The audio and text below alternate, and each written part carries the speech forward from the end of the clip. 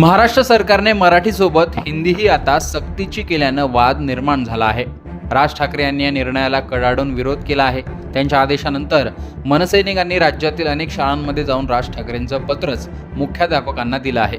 या पार्श्वभूमीवर राज ठाकरेंनी थेट पंतप्रधान मोदी आणि अमित शहा यांनाही सवाल विचारला होता। महाराष्ट्रात हिंदीची सक्ती नको अशी मागणी जोर धरत असताना भारतीय भाषांबद्दल केंद्रीय गृहमंत्री अमित शहा यांनी हिंदीबाबत मोठं विधान केलंय। पण अमित शहांच्या बोलण्याला महाराष्ट्रातील संदर्भ नसला तरी भारतीय भाषांबाबत त्यांचं विधान महत्त्वाचं मानलं जात आहे। माजी सनदी अधिकारी IAS आशुतोष अग्निहोत्री यांच्या पुस्तकाच्या प्रकाशन कार्यक्रमात ते बोलत होते। गोविंद मोहन जी ने हिंदी के प्रति चिंता व्यक्त की, हिंदी की पूरी यात्रा का बहुत अच्छे से वर्णन किया, अभ्यासपूर्ण वर्णन किया, मगर मैं थोड़ा उनसे असहमत हूं। कोई संकट नहीं है, मेरी बात याद रखना, हम सबके जीवन में, मेरी बात ध्यान से सुनना, हम सबके जीवन में इस देश में अंग्रेजी बोलने वालों को शर्म आएगी ऐसा समाज का निर्माण अब दूर नहीं है। चीजों को वो ही कर पाते हैं जो करने की ठान लेते हैं, और मैं मानता हूं हमारे देश की भाषाएं हमारी संस्कृति का गहना है। हमारे देश की भाषाओं के बगैर हम भारतीय ही नहीं रहते हैं। हमारा देश, इसका इतिहास, इसकी संस्कृति, ये हमारा धर्म, इसको समझना है तो कोई विदेशी भाषा में नहीं समझा सकती।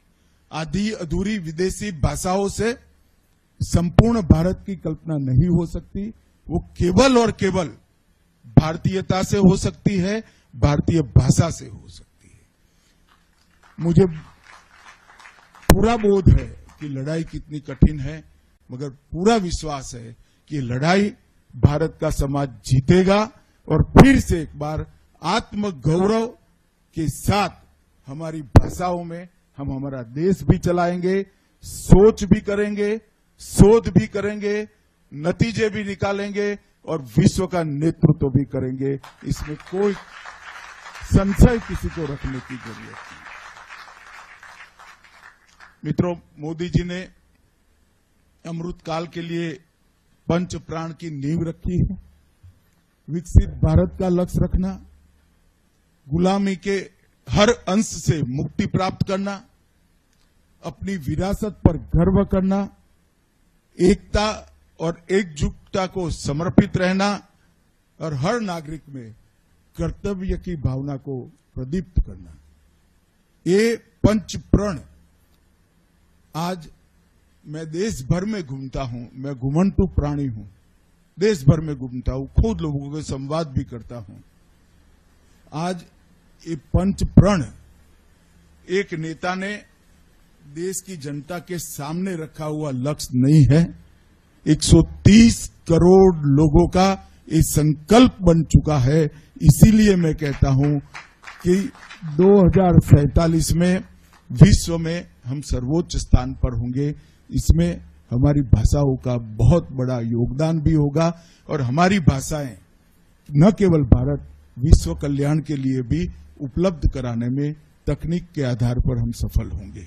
मैं फिर से एक बार आशुतोष अग्निहोत्री जी को बहुत बहुत बधाई भी देता हूं और शुभकामनाएं भी देता हूं कि आप इसी प्रकार के साहित्य का सृजन करते रहिए और इस सृजन के माध्यम से विशेषकर जो देश की व्यवस्था से जुड़े हैं, जो एडमिनिस्ट्रेशन में जुड़े हैं, ये नए बच्चों को भी इस दिशा बताते रहिए, ऐसी मेरी शुभकामना देकर मेरी वाणी को विराम देता हूं। धन्यवाद। आपापल्या भाषांशिवाय आपण खरे भारतीय म्हणून राहू शकत नाही अशी भूमिका अमित शहा यांनी मांडली।